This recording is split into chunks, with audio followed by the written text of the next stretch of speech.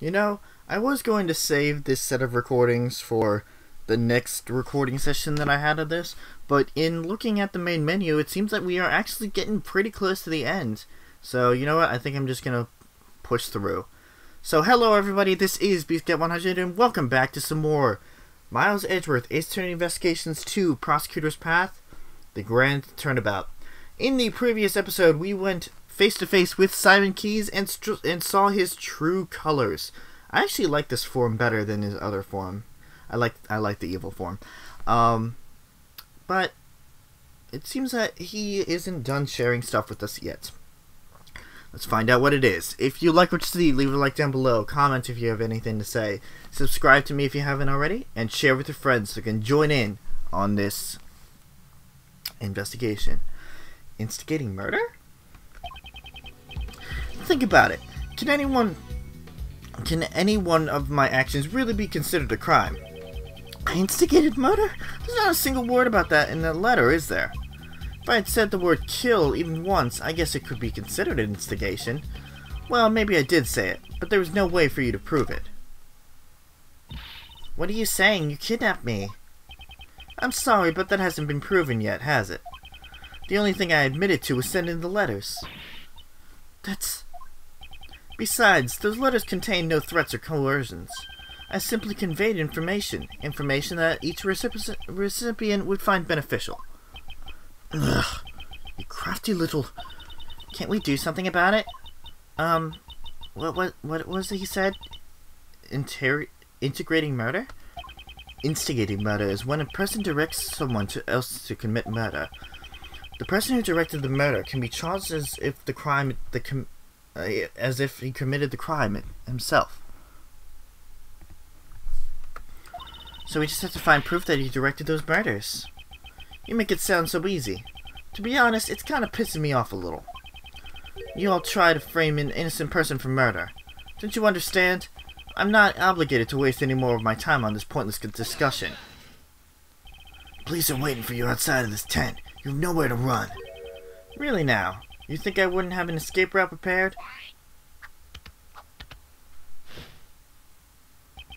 For example, let's say I gave an order so that all the animals here attacked you. So what if I were to take my leave during the ensuing chaos? What'd you say? You can't be serious. It's just an example. Wouldn't that make for an interesting show?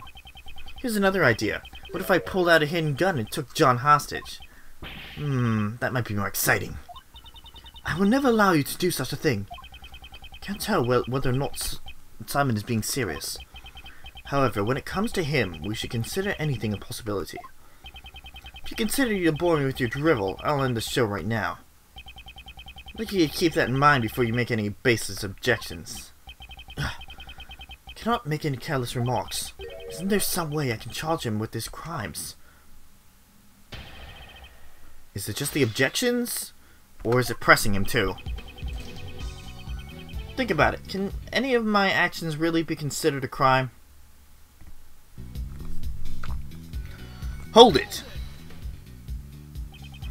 You incited others to commit murder, and so they did. If proof of that was established, you would be charged as though you yourself committed the murders. I know I heard it just a while ago, but what's the technical term again? It's instigating murder. Okay. Blaze, Patricia Rowland, and Knightley. The crimes are unforgivable, of course. However, the ones who pulled the strings from behind the scenes and drove them all to murder were none other than you, Simon Keyes.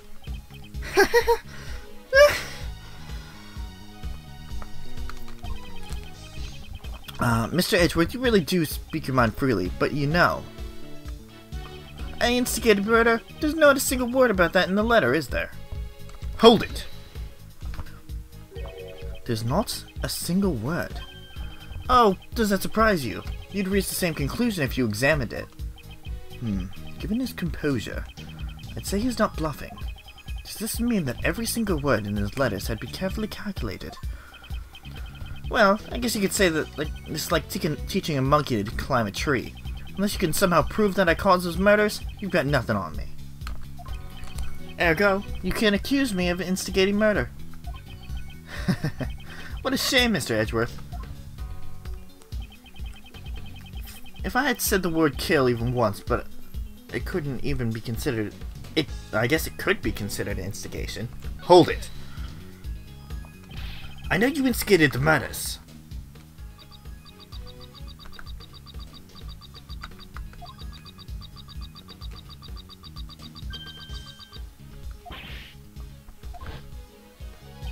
You told me yourself. But you know, the funny thing is, it means absolutely nothing if you have no proof. I mean, there's no way I'd ever say something like that. No way, no way, no way, no way. Ugh, that's certainly true. It means absolutely nothing if I can't prove it. There was some evidence that could prove what he said over the phone. Maybe I did say it, but there's no way for you to prove it.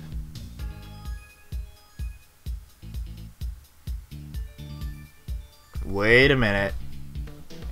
Wait a minute. Something just came to mind. Nothing, huh? Nothing. Nothing.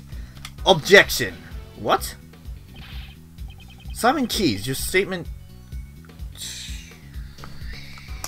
does not contradict that evidence. Alright, let's process. Hold it. Maybe you did say it. Did you or didn't you? It doesn't really matter what I did or didn't. That's not what's important. I'm sure you know full well, Mr. Edgeworth. There's no way to prove it. There's no way any proof could exist. Until I find some sort of proof, my arguments are meaningless. Should I press him to draw out more information, or review the evidence?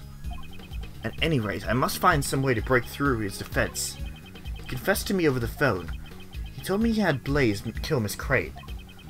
Only there was some evidence that could prove what he said over the phone.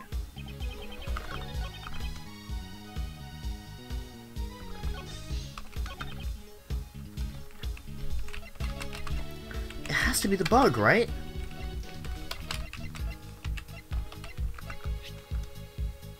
Oh.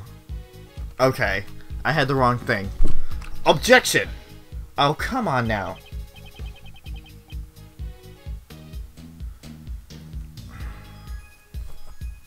I'll take the hit. Mr. Edgeworth, why don't you just take that? Why don't you take that back? I haven't said anything yet.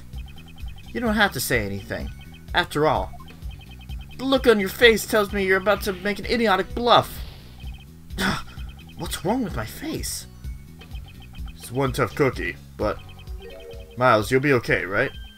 I'll be fine, Mr. Shields. I won't give up here. I thought you'd say that. Gray believes in you. You're an Edgeworth, after all. I'm sure you will reveal the whole truth for us. Indeed. I shall expose the truth, but the whole truth and nothing but the truth.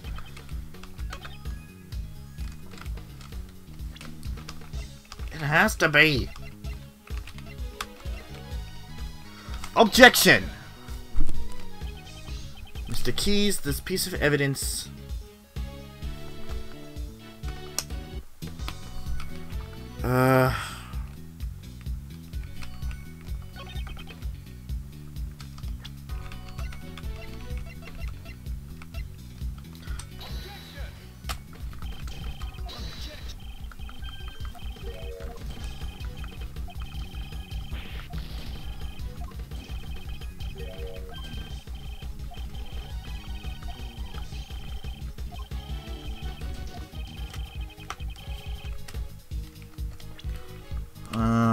come on.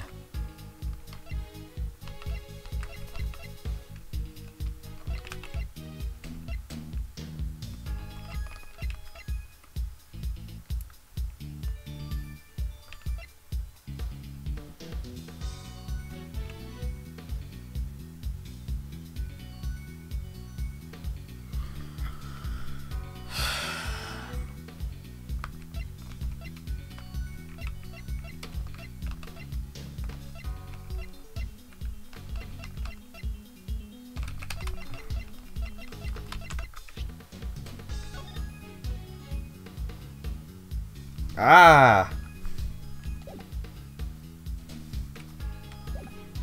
Okay. Oops.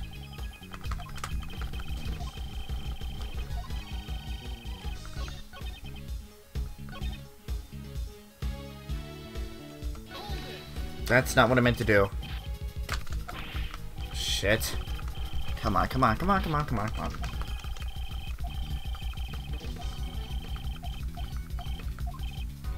He's talking about the phone, but...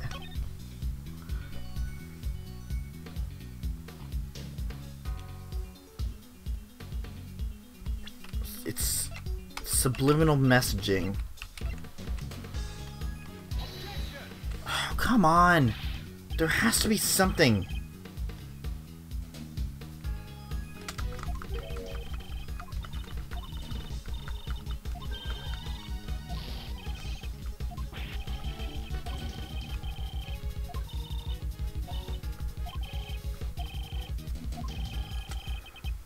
Oh, God. I'm on my last one.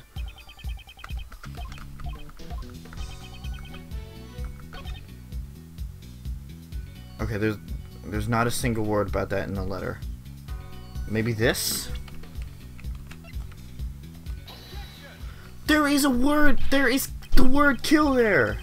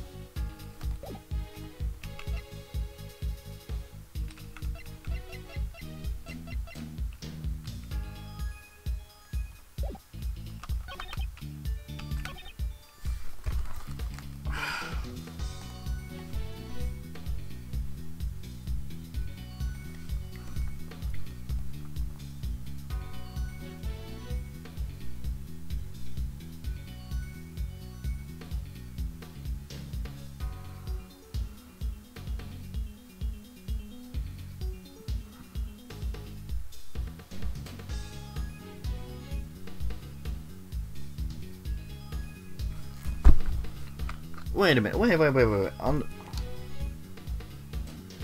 thought I did that. Or maybe that was the one that I didn't do.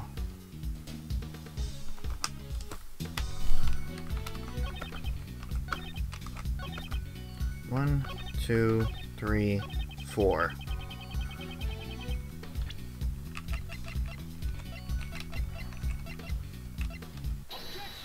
I could have sworn I did that, but maybe I just presented the bug. My firm conviction that you instigated the murders. After all, you told me so yourself.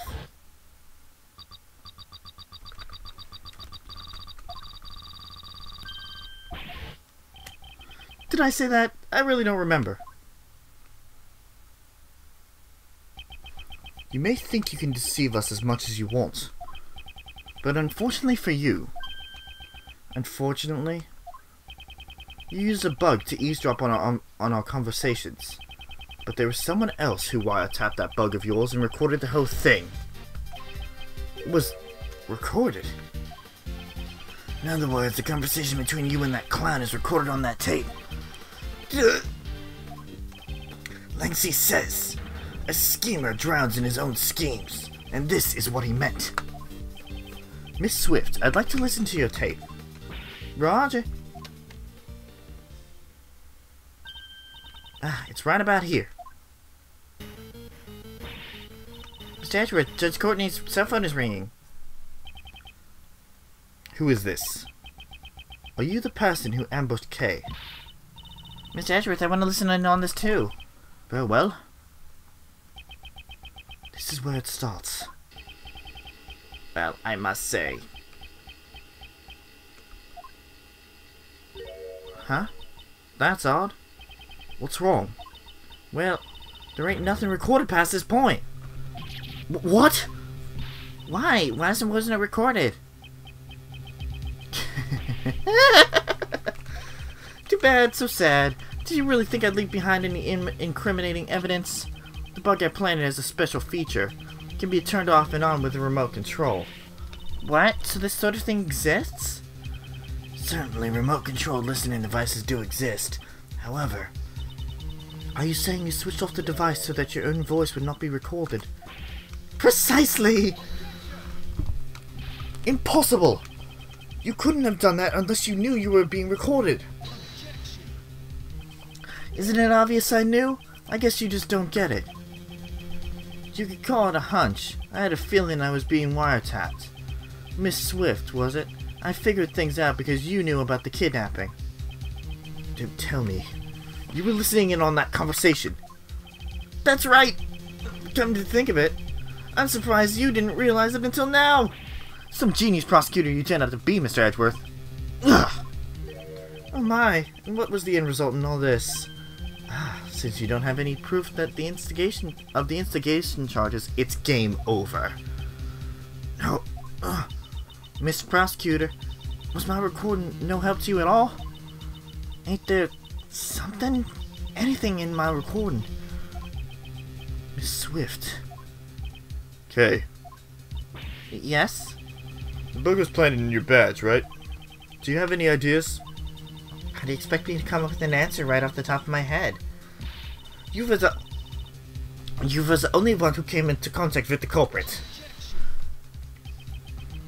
How unsightly. You're all fussing over useless evidence. Let's move on to the next topic. Next! What's this? He seems a bit eager to change the topic of conversation. You was the only one who came into contact with the culprit. Only Kay came into contact with Simon. If any sound was recorded at the time that she was with the culprit... Miss Swift, how long have you been recording? Since 2 nights ago, I reckon. Since 2 nights ago? In that case... When could a conversation with Simon possibly have been recorded? I'm trying to think. Alright.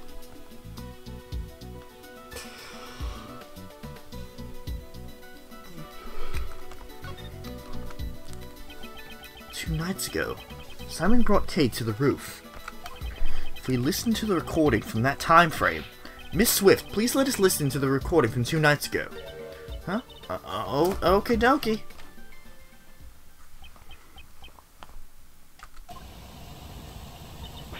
This is the sound of the hot air balloon. That's right. At the time, Simon was carrying Kay in the hot air balloon.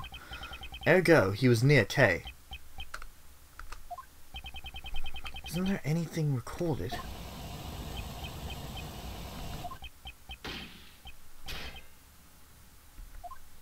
Ah, that was... a gunshot!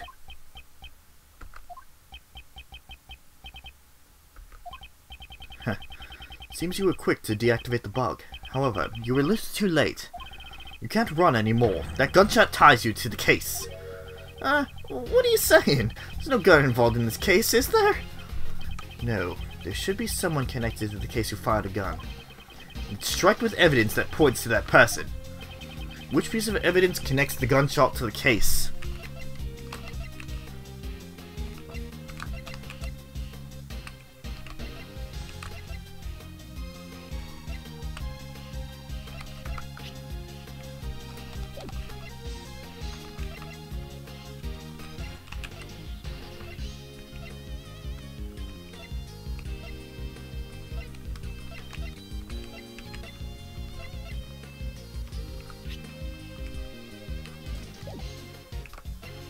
Wait, which piece of evidence is it?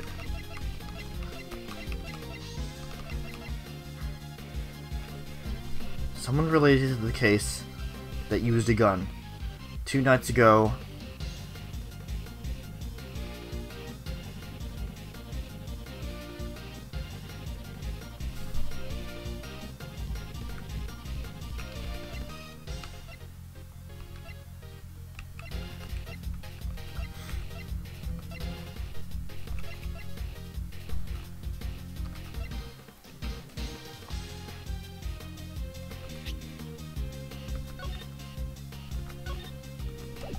That's not it.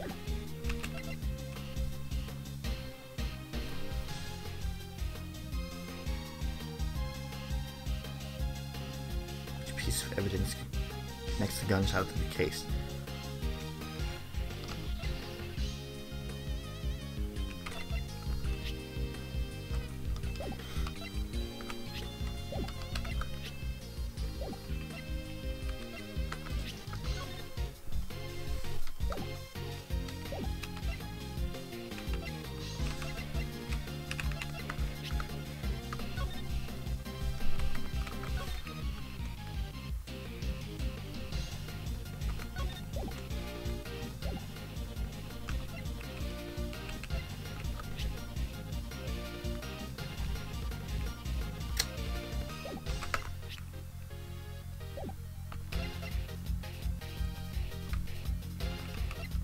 Nothing on this page. It's nothing. It's nothing on this page.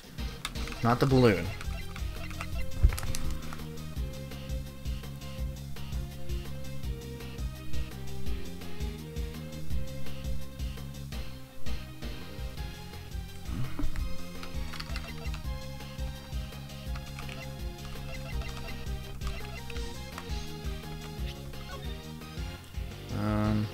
Oh right. Oh, there was gunshot residue. Take that.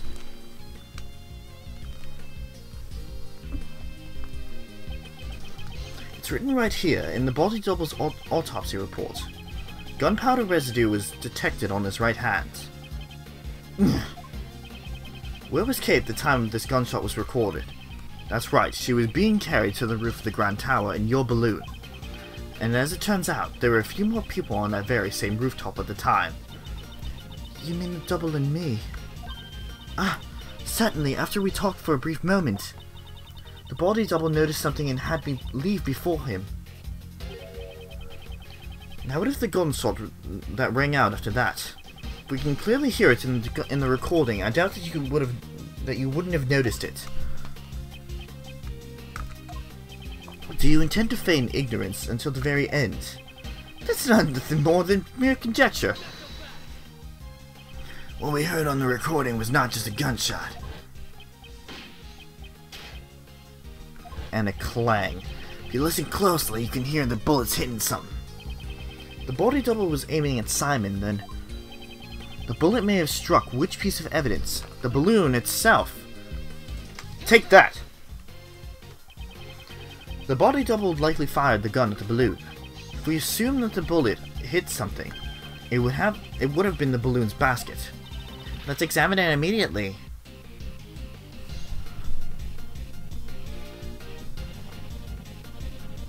There it is. Oops. This hole.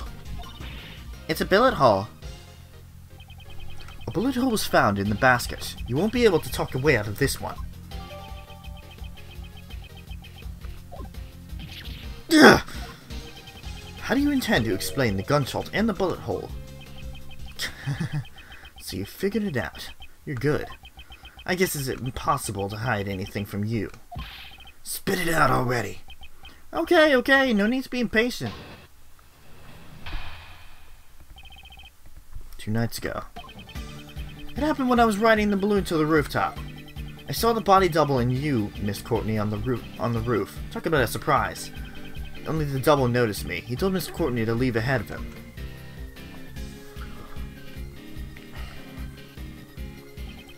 Then he pointed the gun at me and fired. Why did he want to shoot down the balloon? It's simple. The body double had intended to kill Miss Courtney. Kill me? That's right! You talked to the double about John, didn't you? Well, it's not like the body double would have met with you otherwise. From his point of view, it was like showing him evidence that he was fake.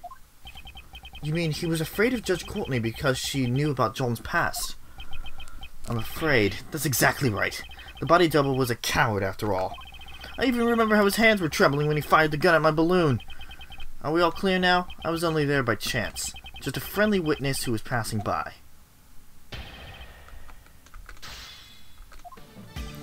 It happened when I was riding the balloon to the rooftop. Hold it! Around what time was that? I think it was around 11 p.m., as I thought. It should coincide with the time Miss Courtney and company were on the roof, right? Yes, it was indeed around that time. There doesn't seem to be any contradictions. However, the time frame is important.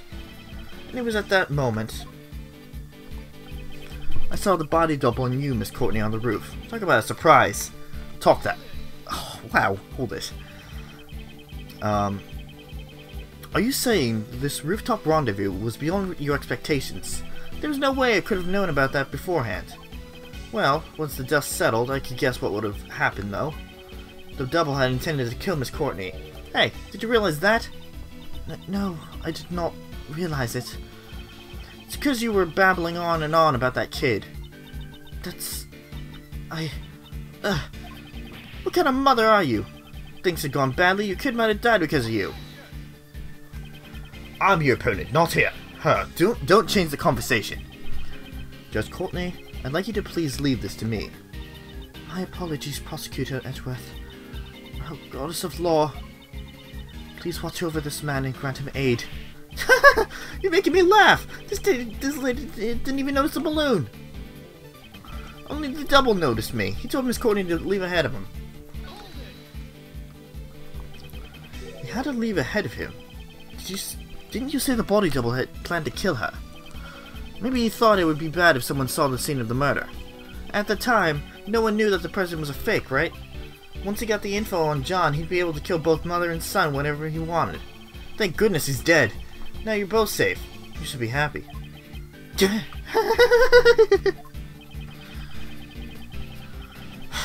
But now, whatever emotions you have towards that man, please put them aside until it's all over. For now, please continue your story. As you wish. And so, the cowardly bally double. He must have panicked when an eyewitness suddenly appeared before the skies. Then he pointed a gun at me and fired. Hold it! The bullet struck the balloon's basket cleanly. I panicked and tried to get away so he wouldn't shoot me down, but... Talk about a close call. You're saying you tried to get away right then? That's right. Is there a problem? Is there a problem with the statements? You must have placed Kay on the rooftop.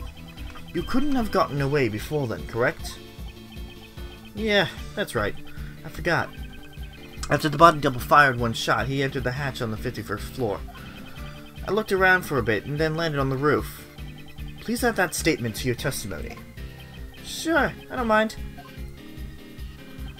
After the double fired one shot, he entered the hatch on the 51st floor. No, he didn't. We have Lotta's testimony that clearly says that the president did not pass 2 nights ago. Objection.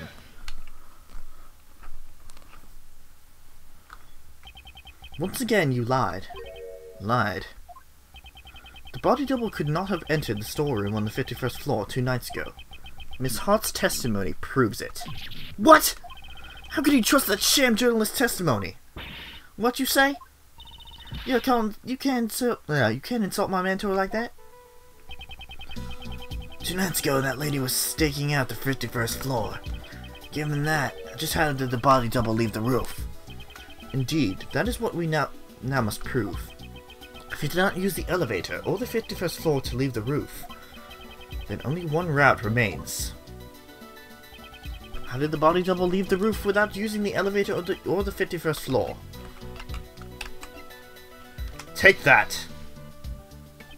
The body double flew. He flew? Simon Keyes, he rode your balloon. Hey, stop joking around. Why would I have needed to give the body double a lift? The elevator had a security camera, and the 51st floor was being watched by Miss Hart. Your balloon was the only way the body double could have left the roof. At the circus, we often perform dangerous stunts in order to surprise the audience. You think you've got me cornered? Sorry, but the show ends here. What? Hey you, Lotta, was it? I'd like to ask you something. Are you saying you stood watch on the 51st floor the entire time, without any breaks? Well, reckon course, there ain't no mistakes in my testimony. Really now? But didn't the sound of Mr. Edgeworth's assistant falling into the storeroom cause you to faint? I didn't mention it before, but I might have dozed off a bit. But before... I fainted? Well, something like that. Something did happen. Miss Holt, I have determined the sound that made you faint. It was likely the sound of Kay falling onto the storeroom floor. What's your point? Nobody's perfect. Heh. Look at her, Mr. Edgeworth. That's the kind of person you're relying on.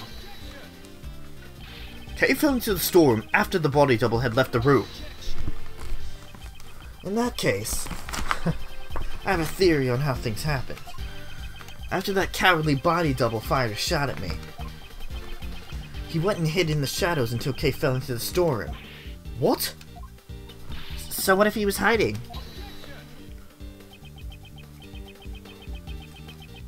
Good grief, you guys still haven't noticed. What if the body double stayed hidden until Lana had fainted, and then he went down to the 51st floor? That can't be. Huh, precisely. The locked room mystery on the roof has been unlocked. You even said it in my voice. But wait, there's more. I told the hidden body double about John Marsh. That's why he attacked John the next day during practice, but got himself killed instead. In other words, the one who murdered the body double was none other than John. John had no motive to kill the body double. He knew.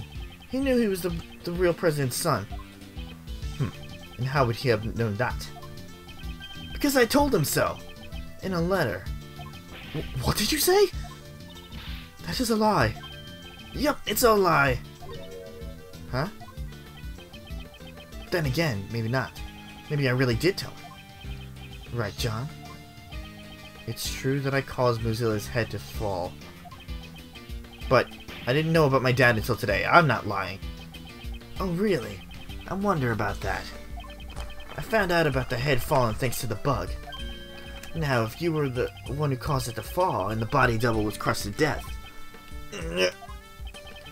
That settles it. You're the culprit. You successfully carried out your revenge. Congratulations! All the pieces of the puzzle are now in place.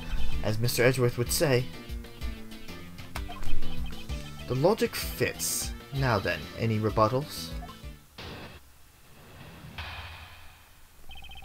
The murder of the double. We're gonna have to end it off here. We're gonna find out how Simon thinks the double was murdered in the next episode. See you guys later.